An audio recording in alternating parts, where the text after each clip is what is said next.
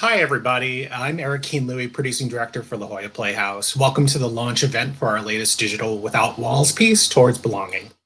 This marks our 14th Digital WOW production. Our Digital WOW work has allowed us to give a platform to artists locally and around the country to respond to the current moment and tackle the issues we are grappling with. Towards Belonging exemplifies this beautifully, and we are overjoyed to share it with you all today. And I urge you to visit our website, www.lajollaplayhouse.org, to view the other pieces that have been created over the past 13 months. As a third-generation Chinese American, I'm especially excited to launch Towards Belonging today, created by an all-BIPOC team led by first-generation Filipina American Anjanette Maraya-Ramey on this first day of AAPI Heritage Month. Former chair, our hosts today are Bennett Peggy and Viviana Peggy. We're so thrilled to have them. Former chair of the Playhouse Leadership Council, Bennett is currently chairman of California Humanities and chief innovation officer of ODM Zilla. His past positions include serving as VP of the Jacobs Center for Neighborhood Innovation, president of the Filipino American Chamber of Commerce, and commissioner of arts and culture for the city of San Diego. Hello, Bennett. Yeah. And then Viviana serves on the La Jolla Playhouse Teen Council. She's a dancer, singer, and actor who has performed in Dr. Seuss's How the Grinch Stole Christmas at the Globe for 3 years and Evita at San Diego Repertory Theater. She is a student at the Coronado School of the Arts. Please welcome Bennett and Viviana. I'm going to turn the show over to you two. Oh my goodness. Thank you so much, Eric. We're so happy to be here. All right. First day of May, first day of Asian American Pacific Islander Month. It is exciting. And really, it's an honor to host this world premiere launch of Towards Belonging. It's a truly beautiful, powerful dance film that celebrates Southeastern San Diego while telling stories of identity struggles through mesmerizing movement, music, evocative, even magical spoken word poetry. You'll see what I mean. I am so excited to be here. As a member of the Playhouse Teen Council and a student at Mariah Performing Arts, it's a perfect mix of my two favorite institutions. And this month is special to me too, because I am Filipino-Mexican American. In a moment, we'll watch the stream of Towards Belonging together. But first, we wanted to introduce the film's creators. Director and choreographer, Anjanette Maraya-Ramey is the founder of Mariah Performing Arts, a brand new arts dance studio in Chula Vista, and a passionate advocate for the arts and social justice in San Diego. And she is joined by director of photography and editor, known as Eb, of course. San Diego-based videographer Eboni Harvey has become known as the city's social justice video historian. Eb produces, directs, and films mesmerizing music videos, and is a content creator for artists all over the United States.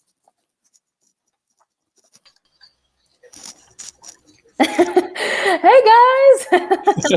Anjanette, Eb, we are so excited for the world premiere of this piece. Is there anything you'd like the viewers to consider or keep an eye out for as they watch the piece? Something that I want the viewers to know is that we did film it in Southeastern San Diego in a specific part called the Diamond District. So we used that as a recurring theme and used that theme and varied it along the film direction, choreography, and the camera angles. The number 4 is also very significant because we are in the city of San Diego's 4th district. So there's some nods to the number 4, which I also played with the nuance of 2 twos, adding up to the number 4. Twos also being sort of like a emblematic peace sign. I want you all to look for nods of that. And because we are in the Diamond District, you'll see some shapes that are in the form of a diamond. You'll see camera angles. You'll also see like chain link fence that form the shape of diamonds, and costume pieces, very tiny nuances throughout the film to indicate the location on where we are and how we view people as either diamonds or diamonds in the rough or as coals. So that's something that I want the audience and the viewers to look at. And maybe Eb can talk a little bit about the camera angles and points of view. Yeah, so when this piece was done in 2019, it was an in-person event. And so it was very easy for me to cast myself as a participant watching this happen. So I think that's where my expertise comes in with the camera. So the point of view is supposed to be of one of the people who are watching these dancers dance. And I think another really important part of this is that you actually not only get to see the dancers dance, but you get to hear. So it's almost as if their words are translated through their movement. So I think that's something to also highlight as well. Wow. Okay. There's so much there. So pay close attention to all those details and enjoy it at micro and macro levels, because really, thank you for sharing those insights. All right. So we'll see everyone back here after the viewing of the piece. It's about 20 minutes, and then we'll have a more in-depth Q&A with Anjanette and Eb. And if you at home have any questions as you're watching for Anjanette and Eb, please feel free to leave them in the chat. Without further ado, please enjoy Towards Belonging. Leave them in the chat. Without further ado, please enjoy. Some cities are too proud to admit it, but they have real trouble seeing. Maybe they think too much of themselves for corrective lenses, corrective measures. I don't know. Every day they pass by diamonds and dismiss them as coals. How little we understand about the nature of what is valuable.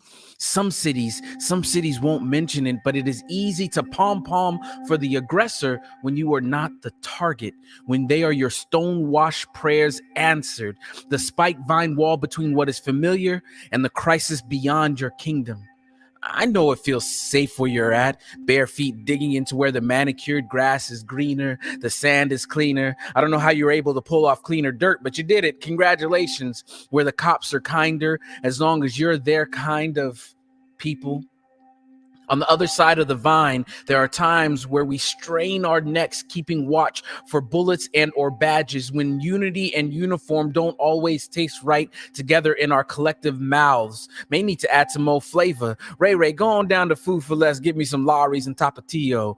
We turn what's barren into bounty, having to scrap over scraps. Do you realize how fucked up it is to have to wait for a social, political, or economic fire in order to receive an adequate amount of city funding? Our children have no time to wait for your conscience, for you to Charles Dickens dream your way into a sense of honor and justice.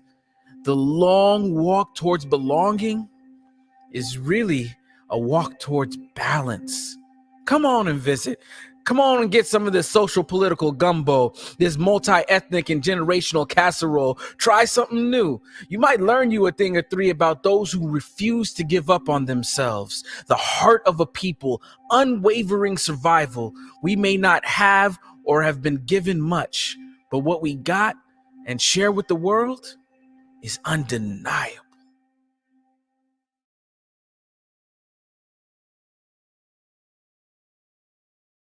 Who are you? Who sent you? Why do you want in? Ask yourself. I have the key. You have their attention. If I let you in, I don't know. There are people coming who would like to be let in, to know you. It's okay. Tell them who you are. Before I do, there are a few things you need to know. Are you ready for them? Take notes.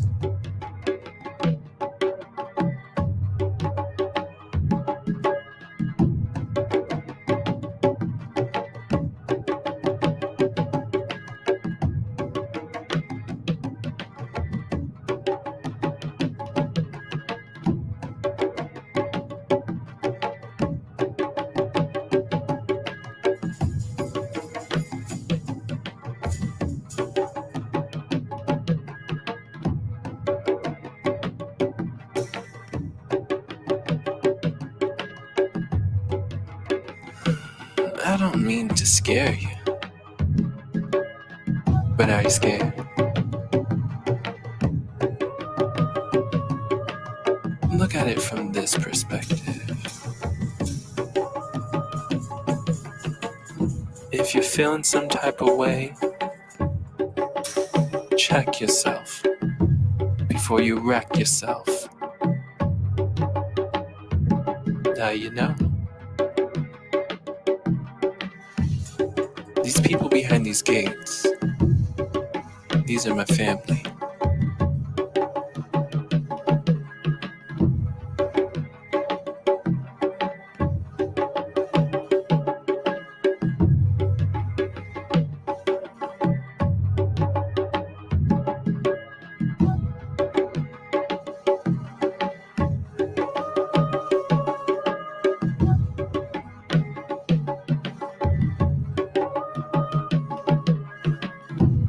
If you walk through this gate,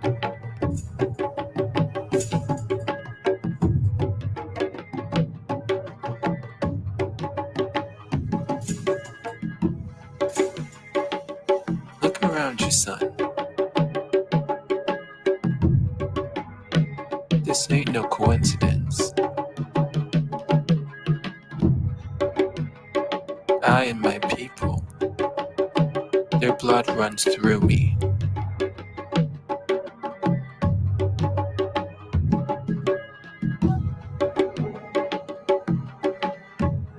Are you taking notes?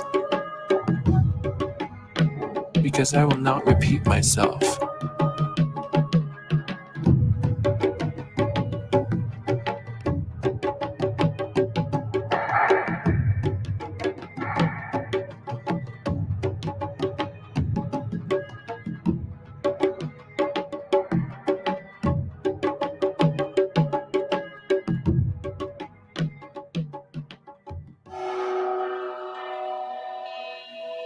On the other side, I stand as I am.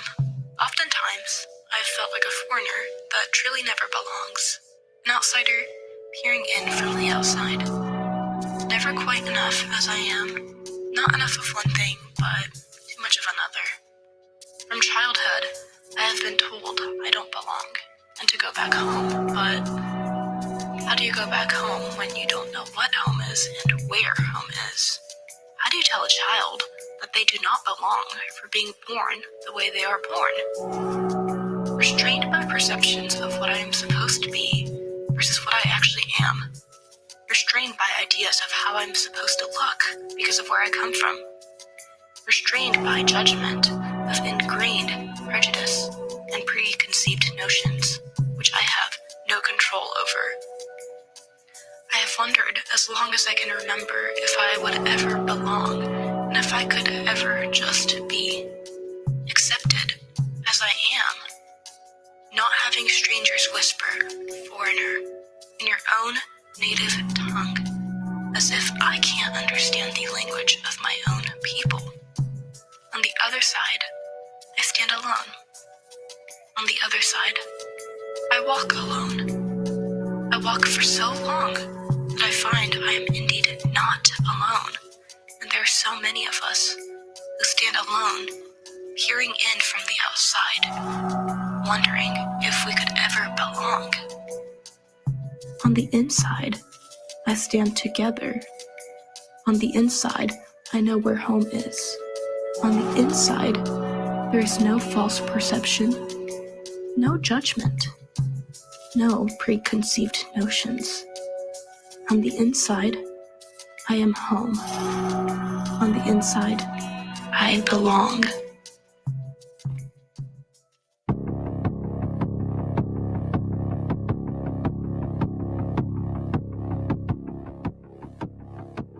Looking at what is, I can't get away from what's in front of me.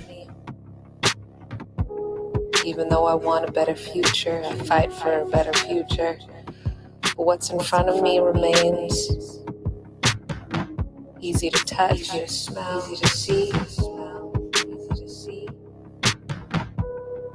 But I want a better future, but for that I have to believe, and for that I have to leave what is behind. Am I gonna look crazy? Am I gonna be alone? Am I leaving everything that I've ever known? What about security and connection and togetherness? What about the collective nature of thinking about what's right in front of us? There are things here, though, that do not please me, and it seems like I only perpetuate them longer by looking at them. For a while, I need to break free. I need to daydream into the future of what really waits for me if I just decide to align. There is a struggle, but I leave that behind. Let this be the last time I struggle with not believing in my desires, with not believing in what I've chosen.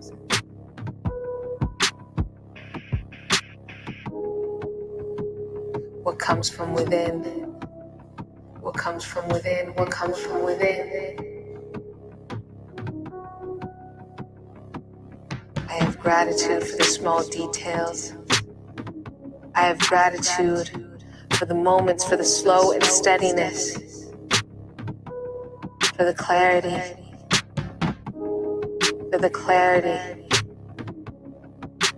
Keep going. Don't give up on yourself. Don't give up on that energy that is truly you. Leave all of this behind. Give it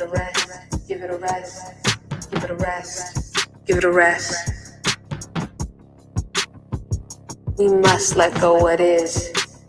We must let go of what is before we can embrace and embody what lies ahead.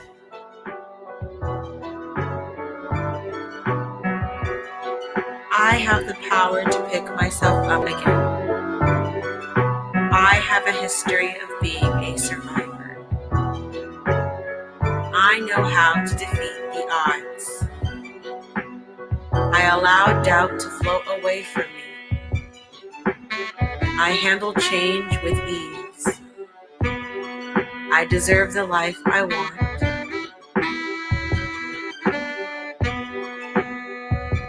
I have not run out of possibilities. I can rewrite my story. I am bent, but not broken. I am unique. My scars are my armor. Setbacks can be overcome. I will keep going. I know how to call on my healthy supports. I let go of what weighs me down. Disruption is just a change of energy. It won't last forever. My faith has lifted me up before, and I can rely on my faith now. I believe in my abilities. It's okay to not be okay. Asking for help is a sign of strength, not weakness. I surrender these feelings of overwhelm.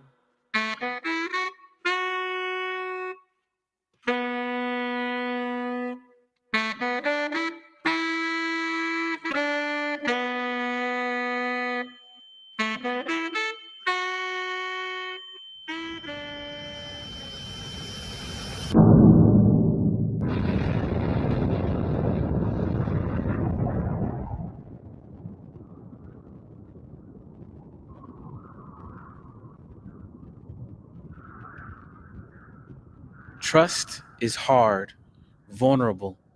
We often only display a portion of who we are, understand a fraction of what we can become.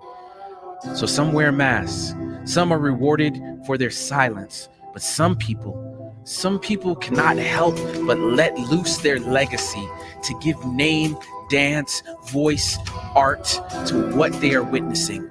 Bear witness.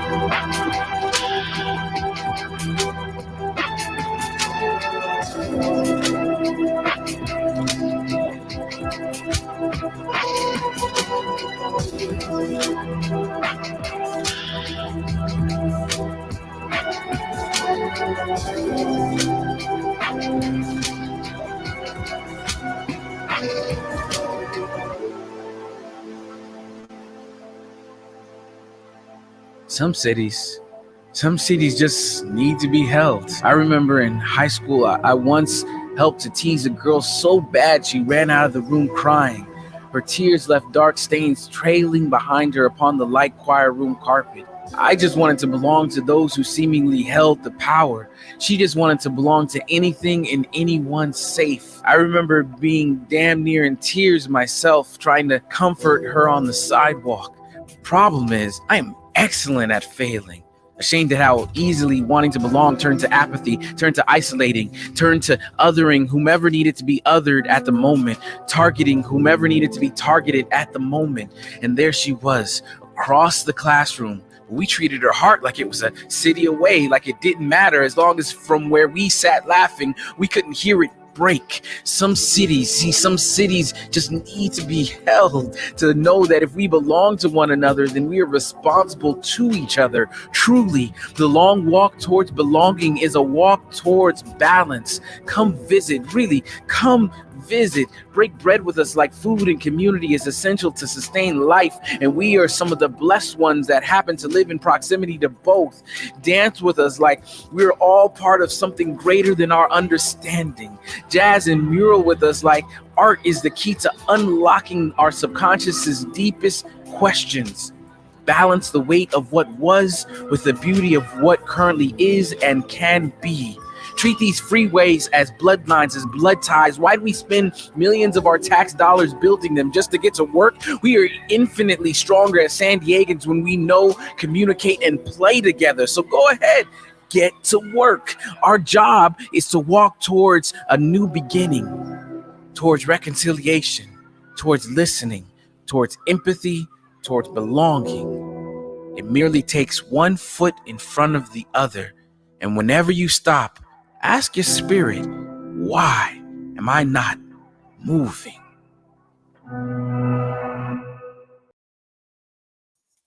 Ooh, wow. Okay, extraordinary spoken word poetry by Gill Sotu, y'all. All right, hey, I'd like to acknowledge the Rehearse Playhouse donors who have so graciously supported Towards Belonging. Robin and Larry Rusinko, thank you, thank you. Let's talk about this powerful piece. We encourage everyone to post questions in the chat for Anjanette and Evie. Anjanette, can you talk about the inspiration for Towards Belonging? Sure.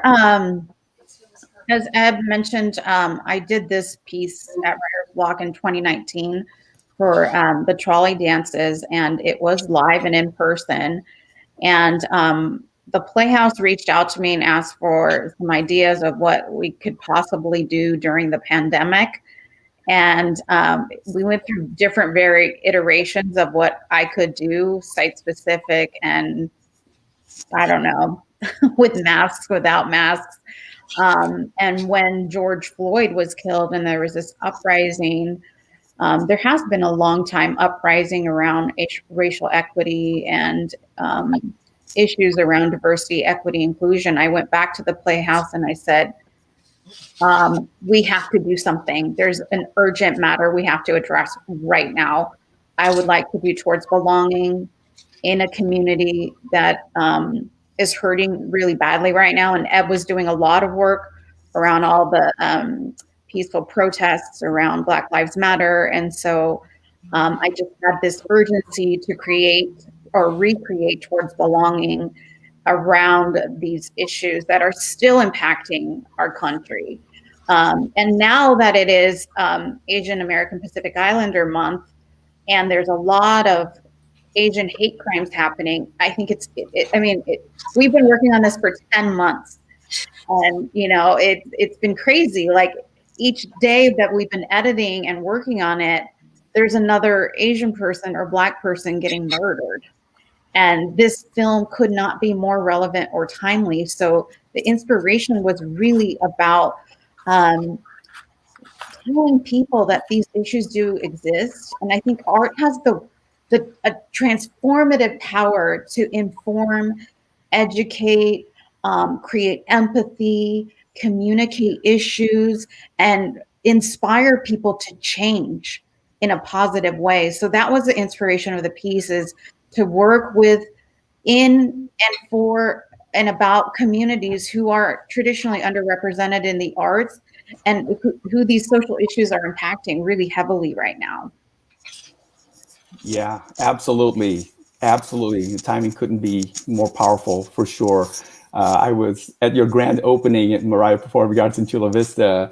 I made a comment that, arts may not always solve all of our problems or change the world, but it makes all of our problems worth solving. And then everyone collectively said, oh yeah, it can change the world. Absolutely. And we all certainly believe that. Hey, want to thank in the chat, Karen, Ginger Lily, Natalia, Wendy, Pearl, oh my God, CK, Patricia, Jessica, Karen. Thank you for your wonderful comments. Love it. And put your questions in there. So let me ask Eb, talk to us about the collaboration with the dancers, with Gill Sotu, Anjanette. Tell us more about that. Well,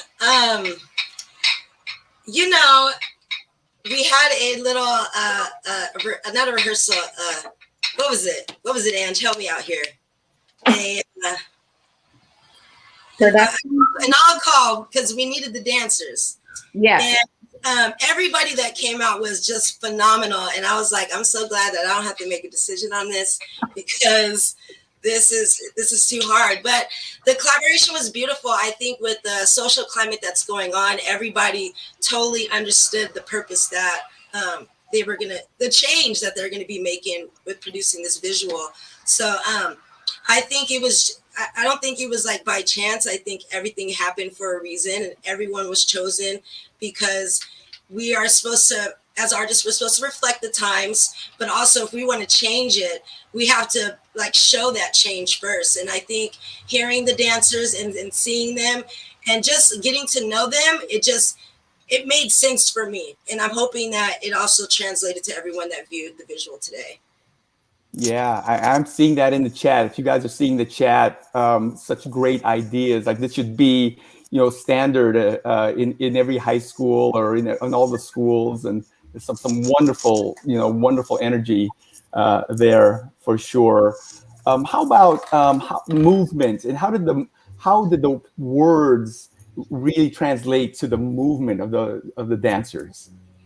Well, that's what's cool, is that the movement came first. The movement came first, okay? Yeah, and that's what was really cool. The process of watching Ange do her thing. Like, I just have the camera, but the way that she just showed them, like, I don't know, she just showed them and they just ran with it. And it was really, really interesting to see that process. And then to see how they translated their movement into words, and to have those words have purpose as well. It just totally made sense. But Angie, go ahead and you talk about the movement. Yeah, it's interesting because a lot of choreographers work differently. Some are inspired by the music, some are inspired by ideas, some are inspired by the music or environment. So I kind of work a little bit untraditional, I would say. I come up with the concept. I start to read. I knew this was going to be site specific. And the original trolley dances we did was immersive. So the audience was traveling through the writer's block. And writer's block is a legal graffiti art in Southeast. And it's huge. It's like 10,000 square feet. And the funny thing is we had no running water, no electricity. We were in COVID. It rained. So there's construction in the front one day. The bathrooms removed. We had to bring, or La Jolla helped us bring like hand washing stations and like porta potties. So you could not tell from that, but everything came in like random orders. But I was inspired by the site and this idea that Black and brown people are getting killed. There's systemic racism that exists. And brown and Black people have not benefited or don't benefit from the systems that weren't created for us. So that anger, that rage, that sadness, like, was the inspiration. And then I found the site, and then things started coming together. And then this movement comes out of my body. And then the way I move is not always the same as how other dancers translate the movement. So I am not a choreographer who's like, it has to be 5, 6, 7, 8, because then I don't allow for new ideas to emerge or new concepts to for innovation. So that's when I have sort of the storyboard, and I'm like, oh, Eb, I want to see this from Gill's point of view. So you'll see the camera spinning and then reverse spinning, or hey, can we take it from a bird's eye? Oh, and then just go to town, and then Ed will just go to town. She'll give me some like, oh man, that's pretty cool. And the same with the sound designers. I would say something like, oh, Allah's Polynesian, he's queer, he's Hawaiian, Samoan, and Filipino. Like, I'm feeling this tribal vibe. And then, I don't know, just give me some like drum beats, like some, and then I just go. And then Brandon from David's Harp Foundation, he said, why don't the dancers create the sound score, since it's, they're taking your movement and they're retranslating. So we're using theme and variation. We take a theme, a common theme. Here's the 3/8 count phrase I've taught you. Now, can you manipulate it and make it your own, considering your own identity as a queer Hawaiian, Filipinx, Samoan, and then bring in like your Polynesian movements. Let's bring in the Polynesian sounds. And Brandon says, why don't they take their phones and start to voice record their story? So I had the dancers look at their edited solo and just talk. And I'm not scripting it. Just say what you're feeling, how you identify, how maybe in one point in your life you felt othered, and just talk. And it was one take. And then we sent all the audio files to Brandon and at David Stark Foundation. Gill, there are many rewrites because the visuals, we just had many versions. I said, and Eric, thank God for you, Eric Louie, and the artistic team at La Jolla Playa, Jacole, Amy, for pushing me to say, this is missing a transition or this needs a thesis statement. So we'd have to go back to the writing table with Gill and say, can you talk about why they wear masks and why they don't? Because choreographically, our storyboard went like all over the place because of the elements of the environment. One day there's construction, one day we have Gill, one day we have his kids, one day they're not feeling it, one day, it's dark and it's rainy, so the lighting wasn't the same. And we only had 4 days to film. So taking all those elements and throwing it in a blender, this is like what happened. And it's a beautiful collaboration of allowing the dancers and all the artists to insert their voice. And that is the key, right? That's what that real understanding direction provides, that it's such an authentic voice, right? It's not artists having to fit into a mainstream mold to be able to be on stage. It's allowing them to have their own voice. Let me just do a quick shout out to Writer's Block and the location, the graffiti art, Anjanette, that you mentioned. Yeah. I know personally, because I work there, that thousands of young people, teenagers, middle school, found their voice in their creative expression over the many, many years, over the decades at Writer's Block. It's such a powerful venue and a safe space for creativity. Yes. So shout out to Writer's Block. And you know what? It made so much sense because, how often do you get to hear from dancers? You don't get to hear their voice. You know what I'm saying? So all of this with everything that's going on, because for me as the DP for this, I really wanted to break that fourth wall. I have written plays before, so I understand there has to be this engagement with the audience. And even though no one was there with us, everyone watching this is gonna link themselves to a character and really just follow through with it. So, it was a process. It was a beautiful process. This visual did not look the same that you guys seen today. It did not look like that. It is transformed, but that's life. Life transforms. We learn, we get to know each other. We feel a sense of belonging with each other. And that's why you ended up with the piece that you saw. Yeah. And it's that uncertainty that makes it even more beautiful. It's so amazing. I would be remiss if we didn't thank Nisi and the team at the Jacob Center at the Arts Park at Choyas Creek, because they helped so much. Bring those porta potties, open the gates for us, have security there. So Jacob Center has been instrumental. They let us use their outdoor amphitheater for the audition call. So we did audition dancers, and we ended up with the 4 that we have, and they're very, very talented and amazing.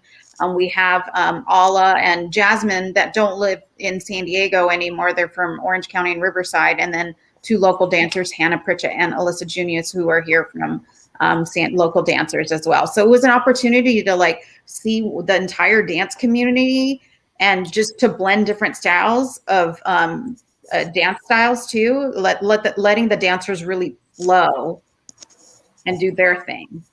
Yeah. Really quick, a quick question for you guys.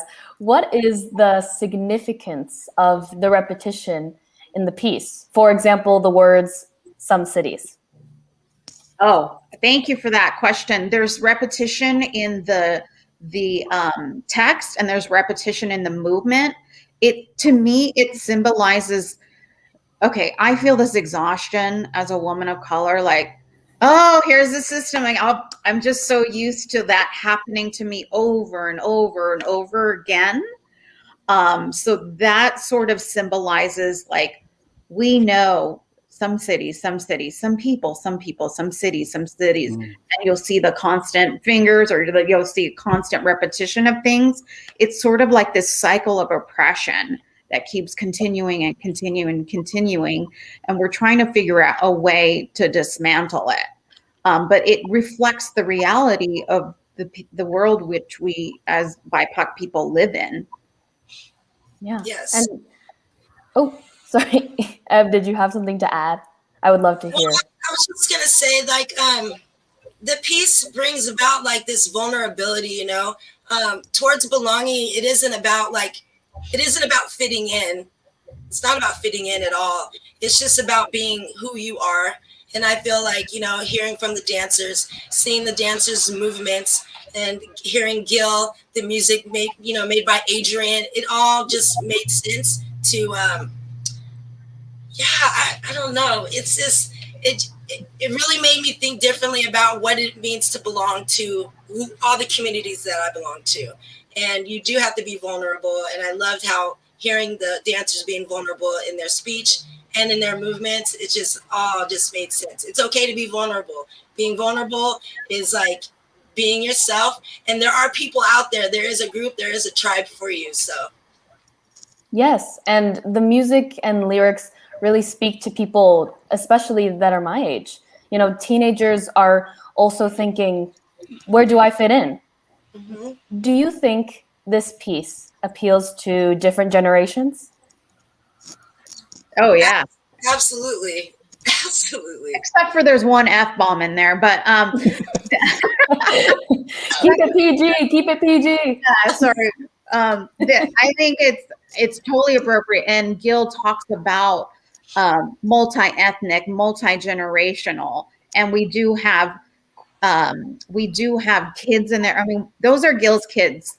And then my friend Viviana, her kid, and everyone in there was multi-ethnic. Like, we had every color, every gender, every race, ethnicity that you can think of as part of the team.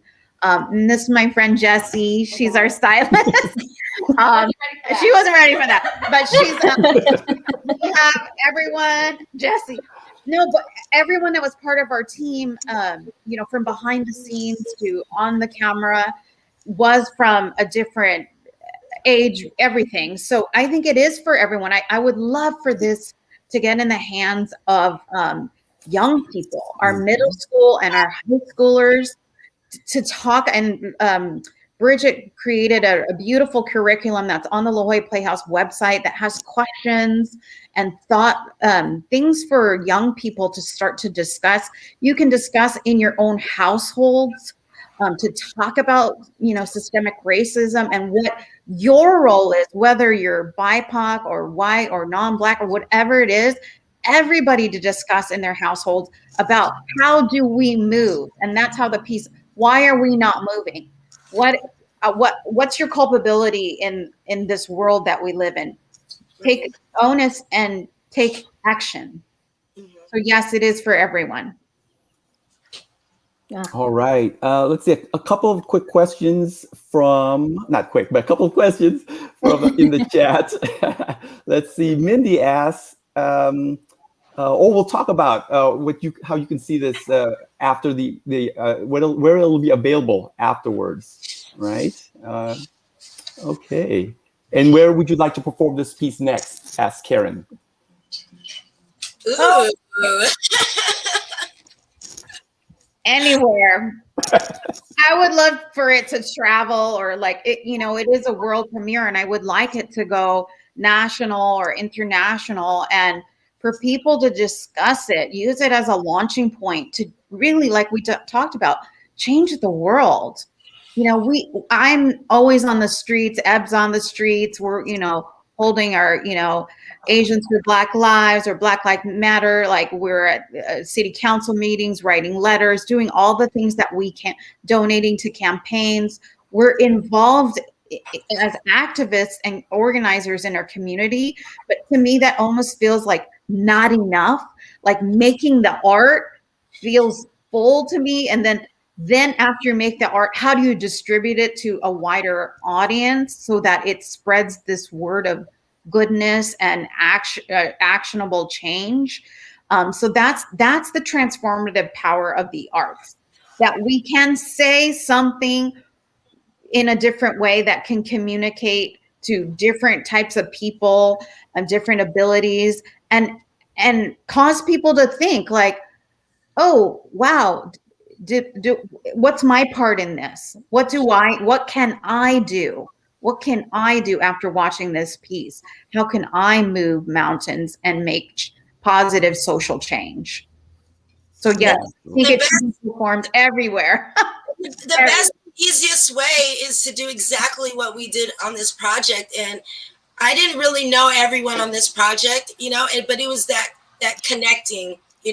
Once we can connect, you have to introduce yourself. You have to tell people about you. So there's a big part of self-love within that, because you have to be confident in making that connection with someone else. And then you just start building this tribe. You know what I'm saying? I rather not follow the crowd. I rather go this way. And this guy's going that way. I want to meet him and see why he's going this way. Let's connect and see where we can go together. Yeah.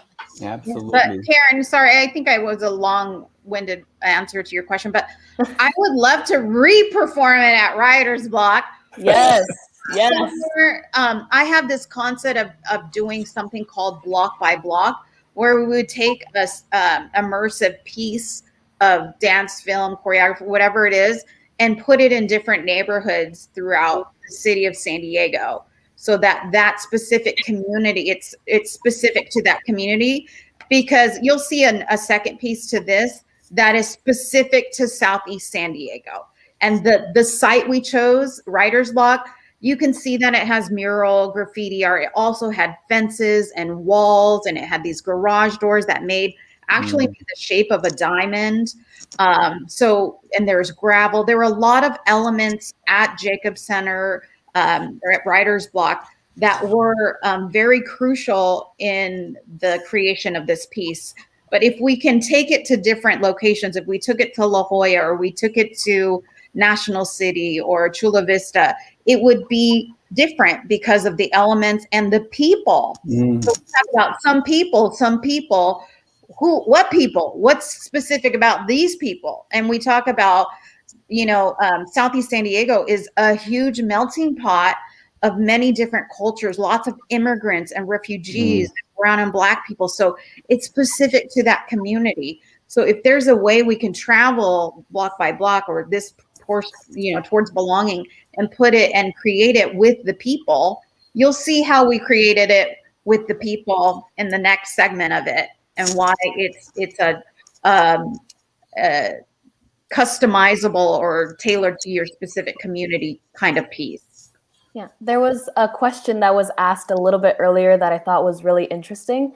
Laura Antonio, hopefully I'm not butchering your name at all,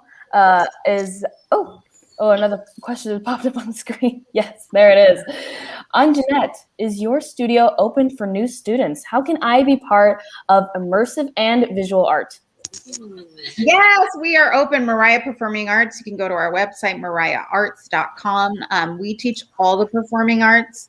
And we were founded because there weren't a lot of spaces south of the 8 that are open for everything in the performing arts for young people all the way to seniors. So we did the grand reopening on February 20th.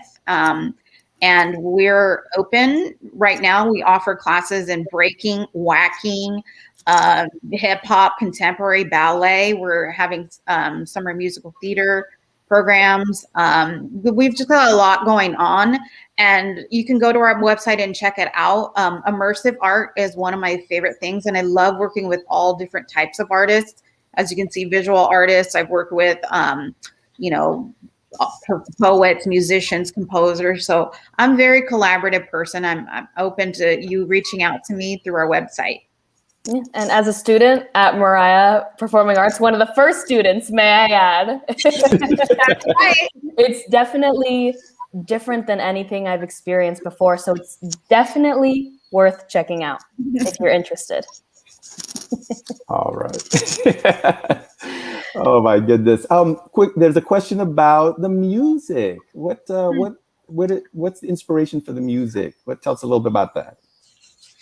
Well, the music at first we had one track produced by Adrian and Brandon with David Harps, and when I was editing just that one track for all the dancers. That's why I'm saying this visual has transformed, and it's been crazy. But Adrian and Brandon, they did their thing, because I'm most inspired. As soon as I hear music, I know exactly how I want to like cut something. I can see it.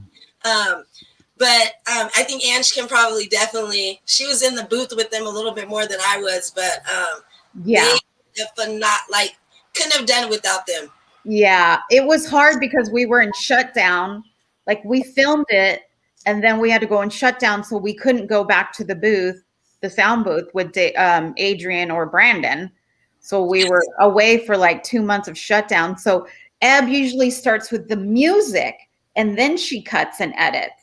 And I had to challenge her and go, no, girl, we're going to do it a different way. She's like, what? I usually get inspired by the music. I know I'm going to like mess you up a little bit. So it was a challenge. It was a challenge. I traumatized you. No, so I challenged Eb and everyone, you know, because it's very untraditional how we did this. So the music was inspired by each dancer. So each dancer's story. So I mentioned Allah's. Hannah is Japanese American. She was born in Japan. So you heard a little bit about her story, and her being behind that fence is it's inspired by Executive Order 9066 and the Japanese American internment. So we wanted to infuse some of that Japanese American flute, and I think some taiko drum in there.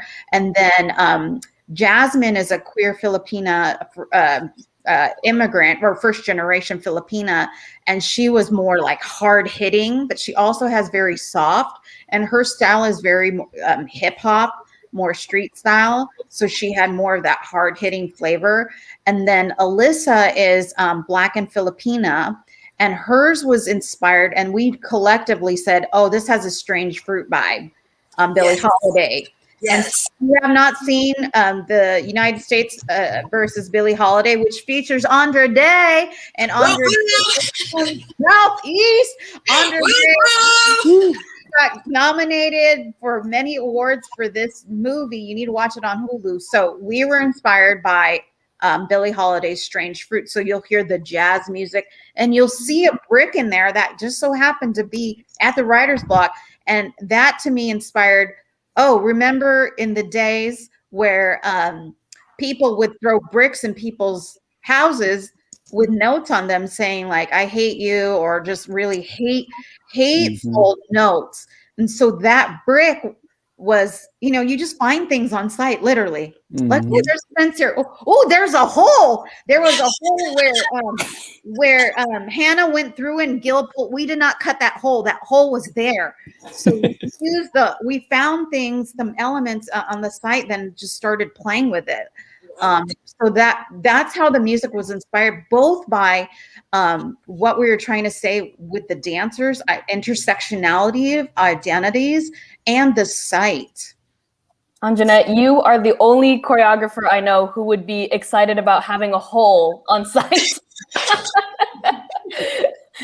Everybody goes, what? And then what, you want me to climb the fence and like do a chalet turn on the fence? I'm like, yeah.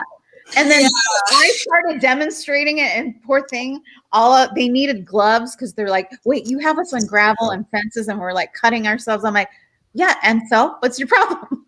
And like, well, I guess you're doing it, so we might as well. I would be remiss if we did not mention our composer for the next piece, which you will see, which is Kristopher Apple. He composed the second part of the piece as well, so you'll see him. And also I want to mention our photographer, Beto Soto, who is our documentarian. You'll see all the photos on the press, everything, our headshots.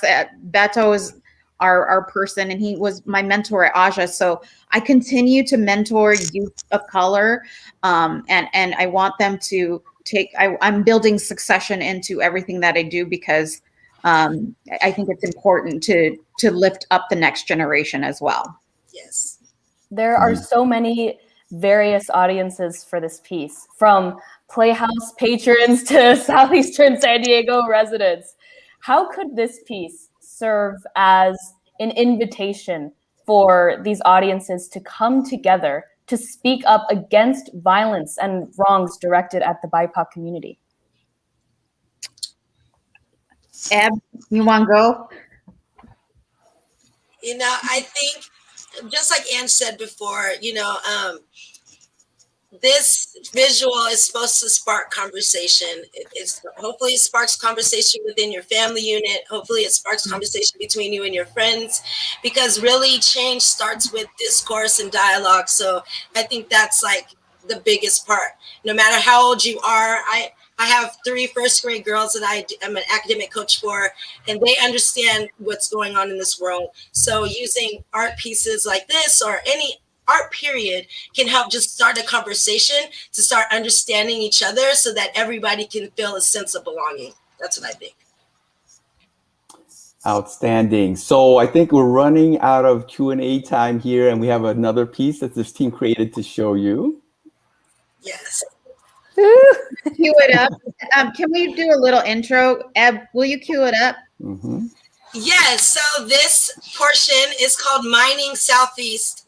This part is very, very dear to me. I've spent a lot of my career as a videographer in Southeast San Diego. I have tons of people that I call my brothers and sisters. So for me, this is like a thank you for bringing me in. And now I feel a sense of belonging, especially with my Black brothers and sisters. So I'm so excited for everyone to see Mining Southeast, because what I want people to understand is that oftentimes our artists are got like picked out of Southeast, and it's like we need them still to be here. Their roots are still here, they're still planted, and we still need them. But just come and visit us and see the wealth of talent that we have in Southeast. So it's like a thank you to Southeast for being so wonderful, and keep going hard and doing what you're doing. So this is like a bookend to the piece. I want you to recall what Gill said at the very beginning. Every day you pass by diamonds, but you treat us as coal. So this is Mining Southeast. You'll start to see the diamonds and the coals. And I want everybody to recognize that Southeast is beautiful. There's a lot of art. Kim is doing a lot of art in Southeast. The Writer's Block is there. These are places you might not, that are unexpected. They are diamonds. And I want everybody to look at this piece, that Southeast is a diamond in the city of San Diego. So come visit. Yes. And in case you didn't see it in the chat, Towards Belonging will be available after the screening at lajollaplayhouse.org. And this live stream will stay up on the Facebook and YouTube channels as well. All right. Thank you all for joining us today. Thanks to Anjanette, Eb, and the entire Towards Belonging team for sharing this beautiful experience. We enjoyed being here. Hey, we appreciate you all watching and being with us. So here we go. We're going to leave you with this piece, the second piece that the team created, called Mining Southeastern, which is a love letter to a vibrant, complex, and beautiful part of our great city. So much to discover, so much to be a part of. Everyone, enjoy. Thank you.